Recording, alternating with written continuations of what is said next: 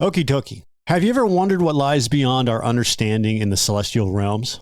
In Gnostic cosmology, the seventh heaven is seen as the highest level of these realms. This place isn't just a peak to reach.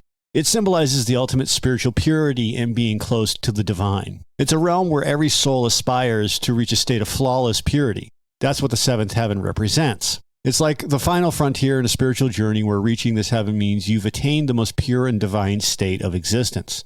This belief isn't about elevation in a physical sense. It's about cleansing the spirit, letting go of worldly attachments, and becoming one with the divine essence. Ancient texts describe the seventh heaven as the pinnacle of spiritual ascent. It's a place where the soul achieves its highest potential, free from all impurities. This heaven represents not just closeness to a higher power, but an intimate connection that brings the soul into harmony with ultimate divinity. It's the final, most exalted stage in a soul's journey. The seventh heaven is the realm of the Archons that govern different aspects of the cosmos. It's also where the Aeons reside. The Archons and the Aeons play a key role in the soul's journey. As the soul ascends through the heavens, it encounters these Aeons, each one helping it move closer to spiritual purity. This interaction is essential for the soul to reach its ultimate goal of reuniting with the divine source. Archons also play a significant role. While some Archons are benevolent, offering protection and guidance, others are malevolent, causing obstacles and confusion. The Archon's power can shape your experiences and your destiny, and they can help you reach spiritual heights or hinder your progress. It's a big cosmic game of influence. In Gnostic teachings, the soul journeys through a series of celestial realms after death. It starts at the base and ascends through the seven heavens, each one representing a stage of purification and growth. The journey isn't easy. Each level requires the soul to shed impurities and gain wisdom.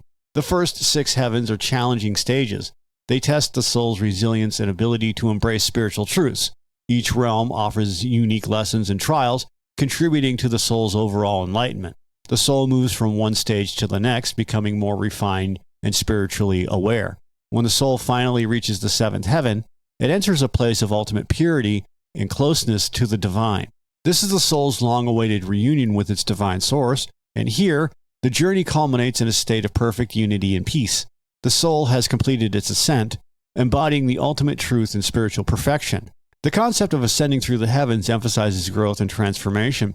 It shows that enlightenment is a gradual process achieved through persistent effort and inner purification. So the seventh heaven stands as a place of spiritual attainment, the final destination where the soul finds its true home. The number 7 also carries a lot of meaning in many spiritual traditions. It stands for completion and perfection. Think about the 7 days of the week or the 7 chakras in some belief systems. These patterns show up again and again. In the context of the seventh heaven, this number takes on special importance. It represents a final and perfect state of spiritual attainment. To reach the seventh heaven means you've reached the end of a significant spiritual journey. You've gained the ultimate level of purity and closeness to the divine. This is why the number 7 and the seventh heaven have such powerful symbolism. And while the seventh heaven is considered the pinnacle in Gnostic cosmology, it is still distinct from the Pleroma. Despite achieving the purity and closeness to the divine in the seventh heaven, the soul isn't yet in the Pleroma. Reaching the Pleroma requires more than just ascending through the 7 heavens. It involves a profound transformation. The soul must transcend the limitations and influences of the seventh heaven. This includes overcoming the Archons, who can exert great control and create obstacles in the soul's journey, making this final transcendence a significant challenge. The seventh heaven acts as a final barrier, a cosmic threshold, and crossing this threshold isn't simple. It demands not only the soul's purity and enlightenment, but also the ability to detach from the Archon's hold and move beyond their influence. This act of transcendence symbolizes the ultimate liberation and reunification with the Pleroma.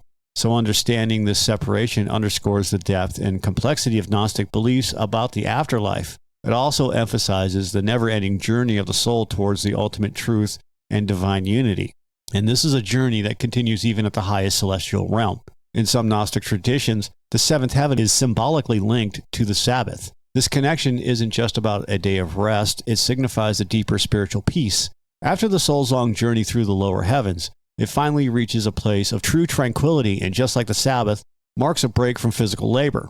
The seventh heaven represents a break from spiritual striving. In this highest realm, the soul finds rest. It's a state where all the seeking, struggling, and learning comes to a meaningful pause. The soul, having ascended through the various levels of enlightenment, enters a moment of profound stillness and peace. This link to the Sabbath also emphasizes the notion of completeness. Just as the week culminates in a day of rest, the soul's journey culminates in the seventh heaven. It's a reminder of the importance of rest and reflection in our spiritual lives, showing that after all the effort, true peace awaits. In Gnostic teachings, the seventh heaven and the Sabbath both symbolize the ultimate peace the soul can achieve. It's a state where the soul is no longer bound by the challenges of the lower realms and can bask in the serenity of divine presence. In certain Gnostic texts, Jesus also plays a profound role. He is portrayed as descending through the seven heavens, bringing divine knowledge to humanity. But why would he do this? According to these texts, Jesus' mission was to illuminate the path for lost souls in the physical and lower spiritual realms. His teachings offer guidance, showing the way through each of the seven heavens. Jesus' journey isn't just a descent, it also acts as a guide for the ascent of human souls. By following his teachings, souls are believed to navigate these spiritual realms more effectively. Each heaven represents its own challenges and lessons. Jesus' wisdom helps souls to overcome these. Ultimately, the goal is to reach the seventh heaven. Jesus' role is not just about bringing knowledge, but also about offering a path to ultimate spiritual purity and connection with the divine. His teachings are seen as essential steps on this journey, providing the necessary insight to transcend each level and reach the seventh heaven. Sophia also holds a special connection to the seventh heaven. Her story is both intriguing and essential to understanding Gnostic beliefs. In many Gnostic texts, Sophia is depicted as a divine being who experiences a dramatic fall from grace. Her descent into the material world results in chaos and a longing to return to her place among the divine Aeons. Sophia's journey is one of redemption, and after her fall, she seeks to reclaim her position in the heavenly realms. This process is often tied to the seventh heaven. It's believed that Sophia's ultimate goal is to reach the seventh heaven and achieve reconciliation with the divine source. Her story symbolizes the soul's struggle and eventual return to a state of spiritual purity. It's a tale of trials, lessons, and eventual enlightenment.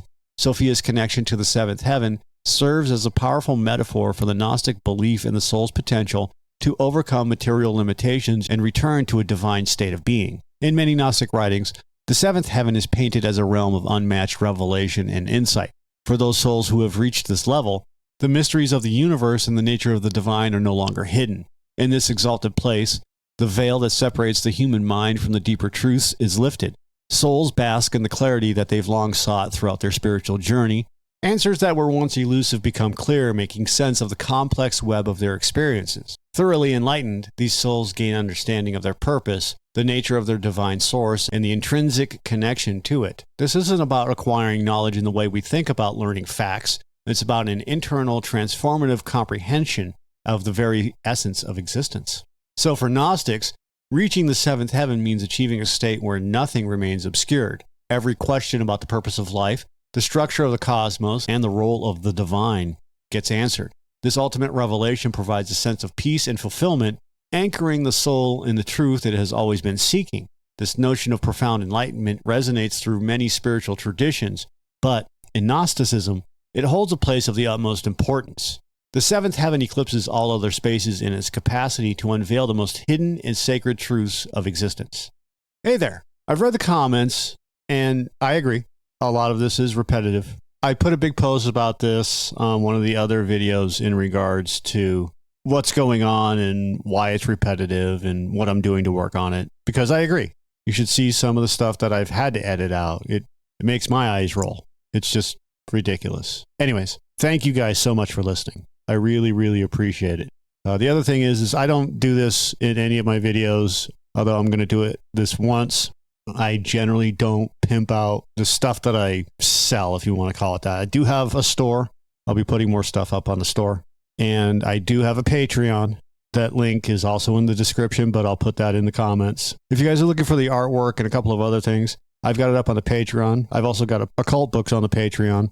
And we're testing out another podcast there. It's called The Intermezzo. All right, that's all I got for today. Thanks for listening.